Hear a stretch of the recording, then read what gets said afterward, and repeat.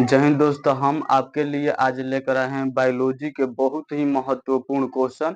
और ये जितना भी हम क्वेश्चन लेकर आए हैं किसी न किसी वर्ष में पूछा हुआ क्वेश्चन है। 2025 में आने की पूरी संभावना है यहाँ से क्वेश्चन, इसलिए इस वीडियो को आप लोग लास्ट तक देखिए। शुरू में ही आप लोग भाग जाते हैं, आप अंत तक बने रहिए तब हमें बताइएगा समझ में आया है कि नहीं कमेंट बॉक्स में। अगर समझ में आ जाएगा तो आप इस वीडियो को ज्यादा से ज्यादा अपने भाइयों के पास, दोस्तों के पास शेयर कीजिएगा और सब्सक्राइब कीजिएगा, लाइक कीजिएगा। चलिए, पहला क्वेश्चन है बायोलॉजी का। पहला है क्वेश्चन, चैप्टर फर्स्ट का ही हम लेकर आए हैं। जैव प्रकर्म है पहला चैप्टर, उसी का हम ऑब्जेक्टिव क्वेश्चन लेकर आए हैं। पहला क्वेश्चन है, दांत की सबसे ऊपरी परत है। क्वेश्चन नंबर फर्स्ट है कि दांत के सबसे ऊपरी परत है। ऑप्शन ए है डेंटाइन, ऑप्शन बी है इनामेल, ऑप्शन सी है अस्थि, ऑप्शन डी है नॉन। यानी कि दांत की सबसे ऊपरी परत है इनामेल। दांत की सबसे ऊपरी परत है इनामेल। हमारा ऑप्शन बी सही आंसर होगा। अब देखिए, शरीर का सबसे कठोर भाग भी इनामेल होता है। शरीर का सबसे कठोर भाग इनामेल होता है और दांत की सबसे ऊपरी परत इनामेल है। अगला क्वेश्चन देखिए, मानव आहार नाल का सबसे लंबा भाग है। मानव आहार नाल का सबसे लंबा भाग है। ऑप्शन ए है आमाशय, ऑप्शन बी है छोटी आंत, ऑप्शन सी है ग्रास नली, ऑप्शन डी है बड़ी आंत। इसका सही आंसर होगा छोटी आंत। ऑप्शन बी इसका सही आंसर होगा। मानव आहार नाल का सबसे लंबा भाग है छोटी आंत। छोटी आंत का 3 भाग होता है। पहला डेडुनम, दूसरा जेजुनम और तीसरा इलियम। डेडुनम छोटी आंत का पहला भाग है डेडुनम और दूसरा भाग है जेजुनम। दूसरा भाग है जेजुनम और तीसरा भाग है इलियम। तीसरा भाग है इलियम। ये तीनों भाग छोटी आंत के हैं और मानव आहार नाल का सबसे लंबा भाग छोटी आंत होता है। अगला क्वेश्चन देखिए 3 नंबर, न्यूक्लियस शब्द किनके द्वारा दी गई है। न्यूक्लियस शब्द यानी कि केंद्रक शब्द किनके द्वारा दी गई है। ऑप्शन ए है रॉबर्ट ब्राउन, ऑप्शन बी है रॉबर्ट हुक, ऑप्शन सी है बिरचार्ड, ऑप्शन डी है इनमें से कोई नहीं।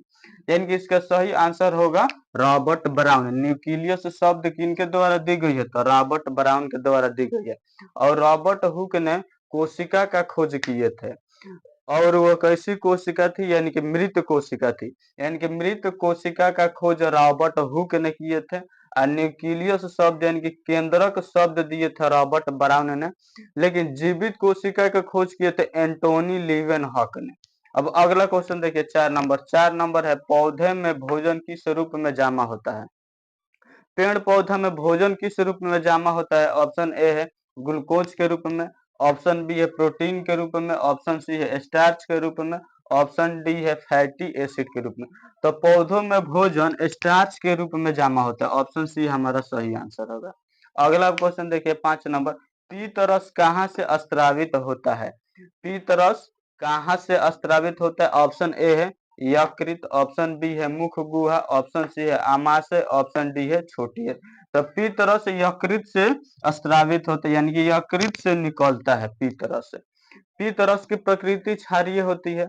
अगला क्वेश्चन, निम्न में कौन ट्रिप्सिन एंजाइम का कार्य करता है। यानी कि इसका मतलब है कि ट्रिप्सिन एंजाइम किसको पचाने में मदद करता है। ऑप्शन ए है वसा का पाचन में, ऑप्शन बी है कार्बोहाइड्रेट का पाचन में, ऑप्शन सी है प्रोटीन का पाचन में, ऑप्शन डी है इनमें से सभी। तो ट्रिप्सिन एंजाइम प्रोटीन का पाचन में सहायता करता है।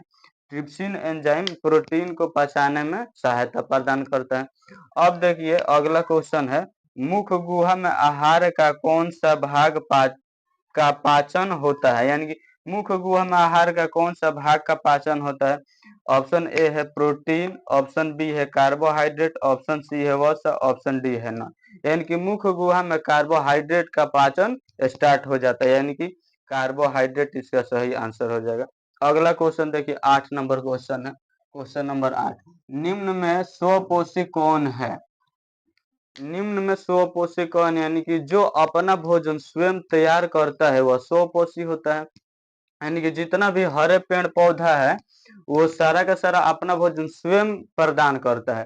तो पेड़ पौधा स्वपोषी होते हैं। इसका आंसर ए हो जाएगा हरे पेड़ पौधा। हरे पेड़ पौधे स्वपोषी होते हैं, ऑप्शन ए हमारा सही आंसर होगा। अगला क्वेश्चन देखिए, स्वपोषी पोषण के लिए आवश्यक है। स्वपोषी पोषण के लिए आवश्यक है, यानी कि जो स्वपोषी होते हैं उनके पोषण के लिए, यानी कि उनके आहार के लिए आवश्यक है। उनके आहार के लिए आवश्यक है पर्णहरित, सूर्य का प्रकाश, CO2 यानी कि कार्बन डाइऑक्साइड। ये तीनों का तीनों उनके पोषण के लिए आवश्यक है। ऑप्शन डी में है सभी, तो हमारा ऑप्शन डी हो जाएगा सभी, यानी कि इसका आंसर होगा डी। 9 का आंसर होगा डी। 10 नंबर क्वेश्चन देखिए, किसकी उपस्थिति के कारण पौधा का रंग हरा होता है। तो क्लोरोफिल की उपस्थिति के कारण पत्तियों का रंग हरा होता है। इसमें ऑप्शन में है क्लोरोफिल, बी में है ल्यूकोप्लास्ट, सी में है फाइटोक्रोम और डी में है नॉन, यानी कि क्लोरोफिल हो जाएगा। क्लोरोफिल के कारण ही पत्तियों का रंग हरा होता है, उसी के कारण पेड़ पौधा हरा दिखाई देता है। अगला क्वेश्चन देखिए, 11 नंबर है, अमीबा अपना भोजन कैसे पकड़ता है। अमीबा अपना भोजन कैसे पकड़ता है, यानी कि अमीबा कूटपाद विधि के द्वारा अपना भोजन पकड़ता है और ग्रहण करता है, यानी कि प्राप्त करता है। तो ऑप्शन ए में है स्पर्शक, ऑप्शन बी में है कूटपाद, ऑप्शन सी में है जीभ, ऑप्शन डी में है मुंह द्वारा। तो अमीबा अपना भोजन कैसे पकड़ता है, कूटपाद द्वारा। ऑप्शन बी हमारा सही आंसर होगा। अगला क्वेश्चन देखिए, क्वेश्चन नंबर 12, कौन सा एंजाइम वसा पर कार्य करता है, यानी कि कौन सा एंजाइम वसा को पचाने में सहायता करता है। देखिए यहाँ पर है प्रोटीन का पाचन करता है ट्रिप्सिन एंजाइम, और यहाँ वसा को कौन माने पचाने में सहायता करता है। तो वसा को पचाने में ऑप्शन ए है ट्रिप्सिन। ट्रिप्सिन तो प्रोटीन का पाचन करता है। और पेप्सिन ऑप्शन बी में है, ऑप्शन सी में है लाइपेज, ऑप्शन डी में है एमाइलेज। तो लाइपेज एंजाइम वसा को पचाने में कार्य करता है, तो इसका आंसर हो जाएगा सी। लाइपेज एंजाइम वसा को पचाने में सहायता करता है, जबकि ट्रिप्सिन एंजाइम प्रोटीन का पाचन करता है, और एमाइलेज एंजाइम कार्बोहाइड्रेट को पचाता है। एमाइलेज, जितना भी क्वेश्चन है ये सब किसी न किसी वर्ष में पूछा हुआ है। आप इस वीडियो को लास्ट तक देखिएगा, और समझ में आए तब कमेंट में बताइएगा, और कहीं भी आपको दिक्कत है वो भी कमेंट में आप हमें बता सकते हैं, या कोई नया चैप्टर पढ़ाना हो उसे भी आप कमेंट में हमें बता सकते हैं, हम उसका एक वीडियो डाल डाल देंगे। देखिए अगला क्वेश्चन है कि आयोडीन की कमी से कौन सा रोग होता है। आयोडीन की कमी से कौन सा रोग होता है। तो आयोडीन की कमी से घेंघा रोग होता है, जिसे हम लोग गलकंठ या ग्वाइटर रोग कहते हैं। आयोडीन की कमी से घेंघा रोग होता है, ऑप्शन ए में है, तो ऑप्शन ए हमारा सही आंसर हो जाएगा। अब मधुमेह रोग होता है इंसुलिन की कमी से। इंसुलिन की कमी से मधुमेह रोग होता है। मधुमेही रोग को कहते हैं हम लोग डायबिटीज, यानी कि डायबिटीज इंसुलिन की कमी से होता है, यानी कि मधुमेह रोग होता है। स्कर्वी रोग होता है विटामिन सी की कमी से स्कर्वी रोग होता है, और एड्स HIV वायरस से होता है। अगला क्वेश्चन आप देखिए, निम्न में से कौन एक उभयलिंगी जंतु है। तो ऑप्शन ए है केंचुआ, ऑप्शन बी है मछली, ऑप्शन सी है शेर, ऑप्शन डी है बकरी। तो उभयलिंगी जंतु केंचुआ है। केंचुआ को किसान का मित्र कहा जाता है। और मछली का हट चेम्बर 2 होता है। मछली का हट चेम्बर 2 होता है, और मछली गलफड़े के द्वारा सांस लेती है। अगला क्वेश्चन देखिए, एक वयस्क मनुष्य के कितने दांत होते हैं। ऑप्शन ए में है 28, ऑप्शन बी में है 30, ऑप्शन सी में है 32, ऑप्शन डी में है 34। तो इसका सही आंसर होगा 32, ऑप्शन सी। एक वयस्क मनुष्य में कितने दांत होते हैं, आंसर होगा 32। अब मनुष्य में कुल दांतों की संख्या 32 होता है, जिसमें से 20 अस्थायी दांत, जिसे दूध के दांत कहते हैं और प्राथमिक दांत कहते हैं, यानी कि 20 दांत अस्थायी होते हैं और 12 दांत अस्थायी होते हैं।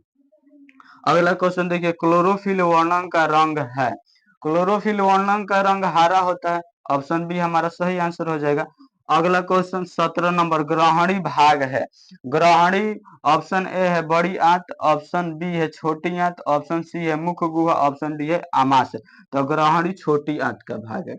और डेडुनम, जेजुनम, इलियम ये तीनों भी छोटी आंत का भाग है। उम्मीद है कि आपको अच्छे से समझ में आया होगा और लास्ट तक बने बने रहने के लिए आपको वेरी वेरी थैंक यू। इसका आप स्क्रीनशॉट